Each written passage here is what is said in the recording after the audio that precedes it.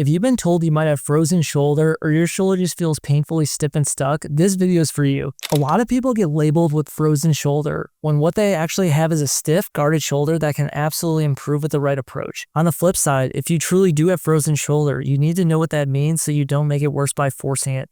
Today I'll show you 3 simple checks you can do at home to see if the shoulder is more likely frozen or just stiff, and what to do next in each case. I'm Dr. Joey Seyforth, online shoulder rehab specialist with Combine Performance. We help active adults in their 40s, 50s, and 60s who've been told that they have things such as frozen shoulder, impingement, or wear and tear. Figure out what's actually going on and get back to lifting, CrossFit, pickleball, golf, and just living without their shoulder running the show. If you feel stuck, confused, and not sure if this is going to be your new normal, let's bring you some clarity.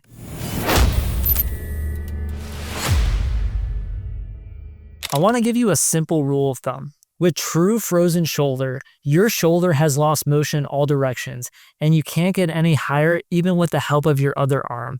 That's a hard brick wall endpoint that doesn't budge. With a stiff or guarded shoulder, your active range might suck, but when you use your other hand to help, you can usually move it significantly higher. So, if your other arm can help the painful arm move much higher than it goes on its own, it's almost certainly not a true frozen shoulder.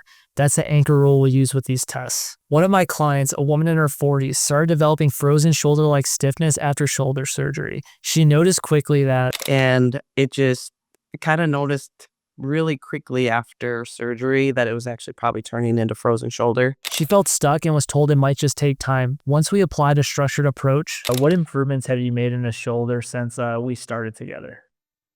Definitely more range, and then it has gotten stronger. And then, of course, in the gym and stuff, I've been able to do some of the handstand push-ups, the overhead. I actually got into squat snatch. Point is, some people truly have frozen shoulders, some are just post-op stiff. Both need a plan, but they're not the same thing. Before we do these checks, if you have unrelenting severe night pain, major medical conditions like uncontrolled diabetes or thyroid issues, or your shoulder got stiff suddenly after a big trauma like a fall or accident, this video is just for your understanding. You should see a healthcare provider. For everyone else, these checks are safe to try. Check 1 is active versus assisted elevation. We're checking, can the other arm help the painful arm move higher? First, raise your painful arm forward as high as you can on your own, actively. Then use your other hand and grab the wrist or forearm and help it up higher, assisted. Now do the same, raising your arm out to the side. First active, then assisted. Here's what we're looking for. If your assisted movement goes much higher than your active movement, that looks more like a stiff and guarded shoulder, not a frozen shoulder. If both active and assisted both get stuck around the same point with a solid brick wall feeling, that looks more frozen-like. Remember, the key with true frozen shoulder is even with help, it will not go. Check 2 is your end feel. Is it a brick wall or guardrail? While you're at the top of those active and assisted moves, pay attention to what the limit feels like. A brick wall / hard block, no matter how you try to ease into it, is more frozen. Guarded, pinchy, or stretchy, but if you breathe and relax, you can sneak a little bit further, more like stiff mechanics and muscle guarding. This isn't perfectly scientific, but most people can tell the difference between my shoulder is literally stuck and it's tight and painful, but there's some give. Check 3 is irritability and night pain history. Now think about your history. Has your stiffness been gradually getting worse over months? Do you have strong night pain that wakes you up and is hard to settle? And how does your shoulder feel 24 hours after gentle movement? Better, same, or much worse? Here's the interpretation. A slow, progressive loss of motion in all directions, a hard block feeling, and high irritability and night pain over months leans more towards a frozen shoulder pattern. A shorter timeline, more position-specific pain, certain reaches or lifts, and tolerable night pain with some improvement after moving leans more towards stiffness and big 5 mechanics. Here's what to do if you look more stiff than frozen. If you clearly have better assisted motion than active, feel more tight and guarded than brick walled, and your history matches stiffness more than months-long global loss, good news. You don't have a true frozen shoulder. You have a stiff shoulder that needs a system-based mobility and strength approach. Now let's get into the exercises. Exercise number 1 is a banded inferior mobilization and dowel elevation. This is mobilizing the capsule and shoulder together. Loop the band around your upper arm just below the shoulder on the painful side, and step on the other end of the band so it gently pulls your arm downward. Next, you're going to hold a light dowel stick or broom handle with both hands in front of you. With the band providing a gentle downward and inferior pull on the shoulder, slowly use the dowel to help guide your arm upward into a comfortable overhead angle, then back down. You want to stay in a comfortable range, not forcing end range pain. You should feel like the band is giving the shoulder a little bit more room as you elevate. Complete 2 to 3 sets of 8 to 10 reps, moving slow and controlled and not forcing into pain. If this is clicking for you, grab the full Big 5 shoulder guide. The download link is right in the description. Drill 2 is a bench opener. This frees up your upper back so your shoulder doesn't have to steal the motion. Kneel in front of a bench or sturdy chair.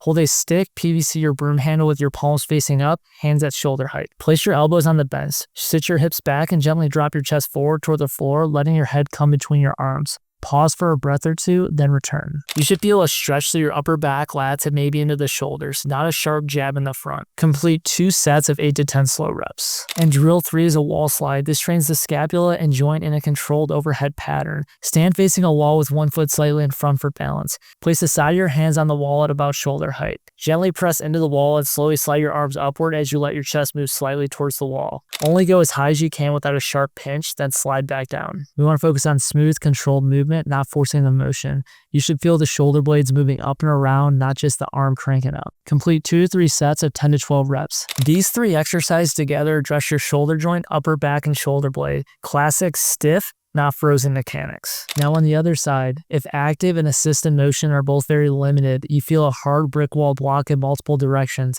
Your symptoms have been building slowly for months with strong night pain.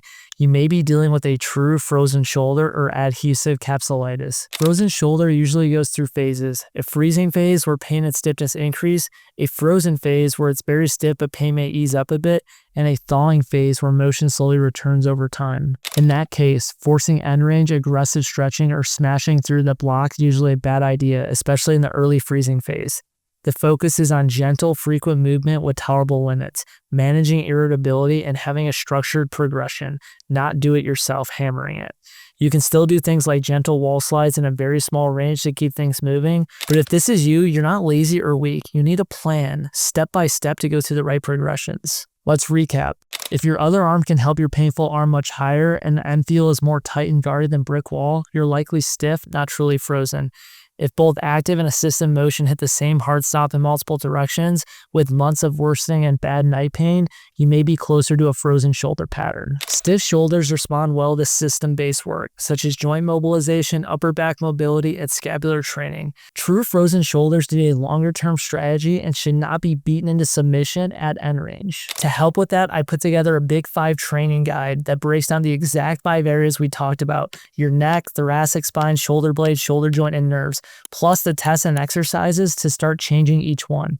You can download it using the link in the description. And if you want a personalized second opinion style plan, someone to look at your Big 5 areas and understand what you have going on and how to get you towards your goals and out of pain, then text me the word pain to 720-710-4371 to get a tailored step-by-step approach on how to permanently fix your shoulder pain. Our mission at Comeback Performance is to help over 1 million people around the world eliminate their shoulder pain, avoid unnecessary imaging, injections, and surgeries, and get their lives back. After you reach out, please like and subscribe to the channel. We're putting out daily content based on your guys' questions on shoulder-related topics regarding pain and rehab. At Comeback Performance, the comeback is always stronger than the setback.